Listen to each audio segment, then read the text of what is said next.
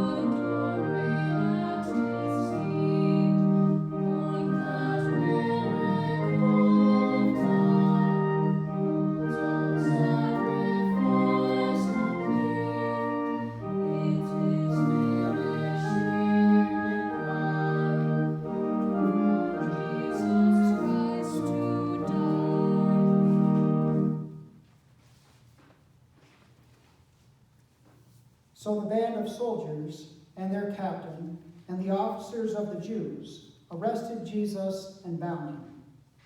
First they led him to Annas, for he was the father-in-law of Caiaphas, who was high priest that year.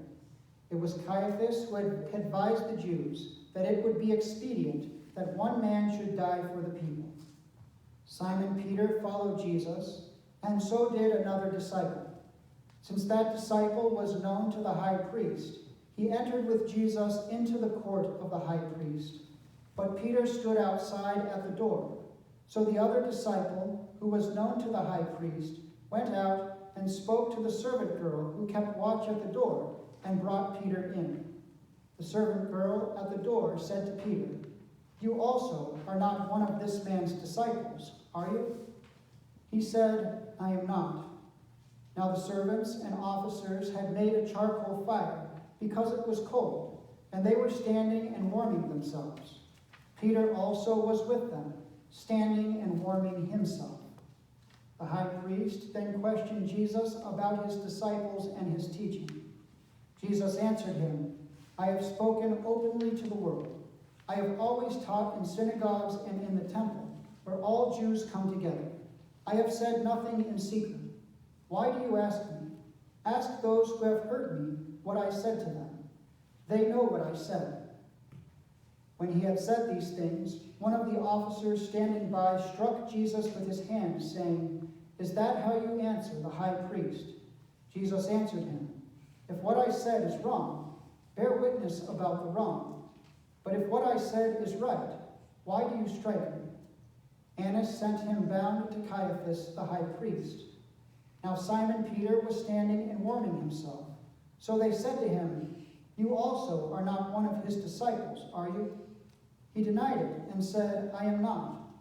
One of the servants of the high priest, a relative of the man whose ear Peter had cut off, asked, "Did I not see you in the garden with him?" Peter again denied it, and at once the rooster crowed.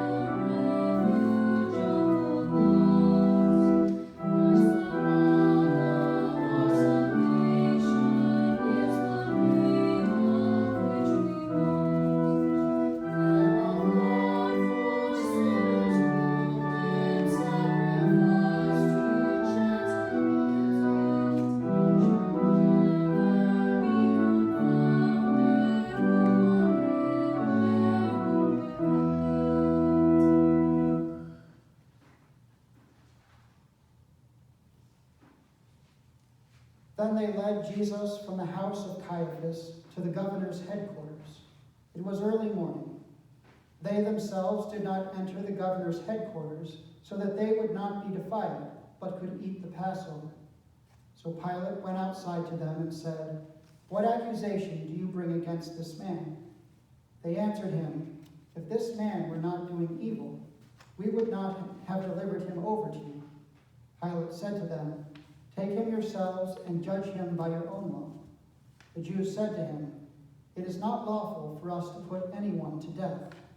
This was to fulfill the word that Jesus had spoken, to show by what kind of death he was going to die. So Pilate entered his headquarters again and called Jesus and said to him, "Are you the king of the Jews?" Jesus answered, "Do you say this of your own accord, or did others say it to you about me?" Pilate answered, "Am I a Jew? Your own nation and the chief priests have delivered you over to me. What have you done?" Jesus answered, "My kingdom is not of this world.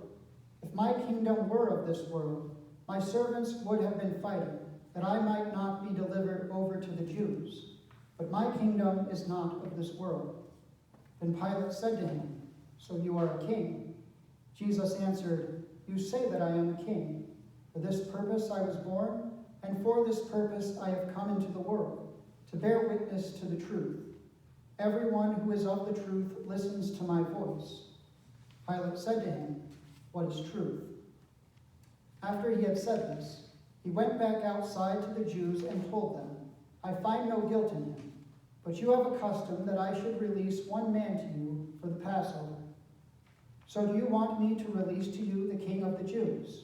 They cried out again, "Not this man, but Barabbas." Now Barabbas was a robber.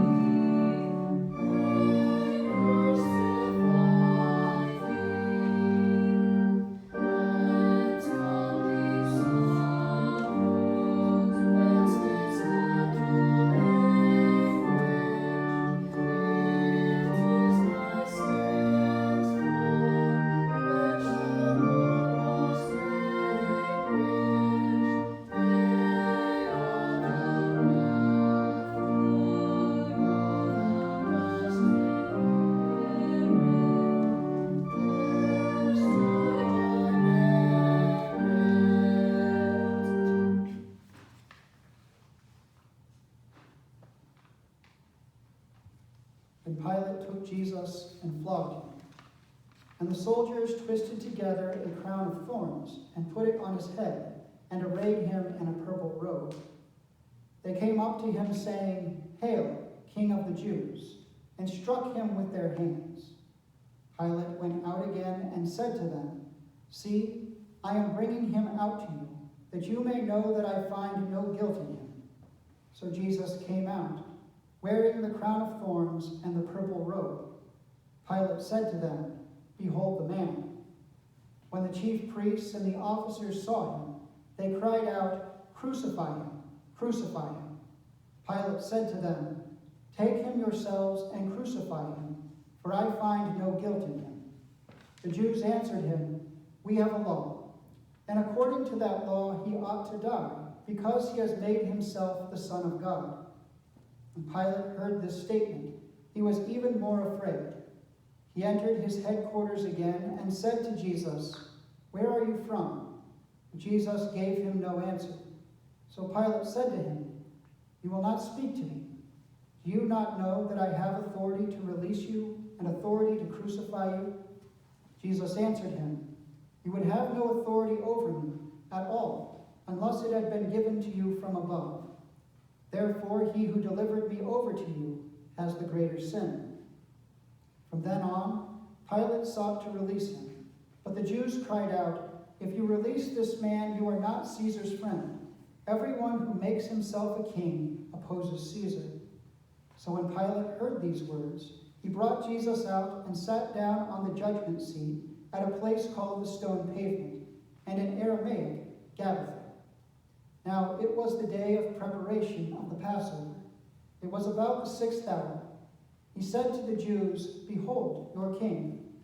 They cried out, "Away with him! Away with him! Crucify him!" Pilate said to them, "Shall I crucify your king?" The chief priests answered, "We have no king but Caesar." So he delivered him over to them to be crucified.